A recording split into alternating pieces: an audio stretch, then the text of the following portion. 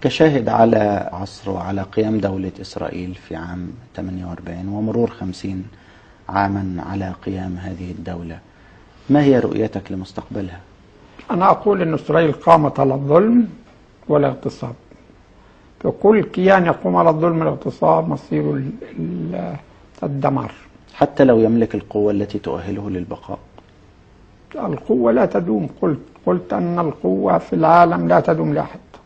الطفل يبدأ طفل، ثم مراهق، ثم شباب، ثم كاهل، ثم شيخ. خلاص تلك الدول، تلك عمر الدول، تبدأ وتبدأ وتبدأ تنتهي للاندثار، ما في فائدة. وفي أي مرحلة إسرائيل الآن؟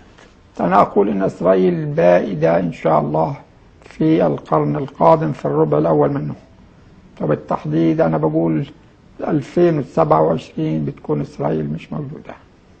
لماذا هذا التاريخ؟ لأنني أؤمن بالقرآن الكريم. القرآن حدثنا أن الأجيال تتغير كل 40 سنة. في ال40 الأولى كانت عندنا نكبة، في ال40 الثانية بدأت عندنا انتفاضة ومواجهة وتحدي وقتال وقنابل، في ال40 الثالثة تكون النهاية إن شاء الله تعالى.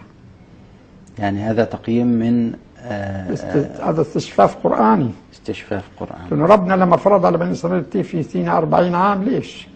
ليغير الجيل المريض التعبان ويأخذ جيل مقاتل. وجيلنا الأولاني النكبة راح، وطلع جيل الحجار والقنابل، والجيل الجاي هو جيل التحرير إن شاء الله تعالى. كيف ترى المستقبل الشيخ أحمد ياسين؟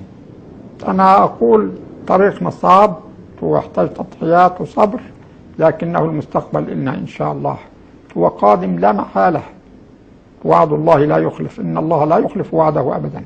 رغم اليأس الذي يسيطر على الناس؟ اليأس هذا لا قيمة له عند الناس الذين لا يقودون المركب.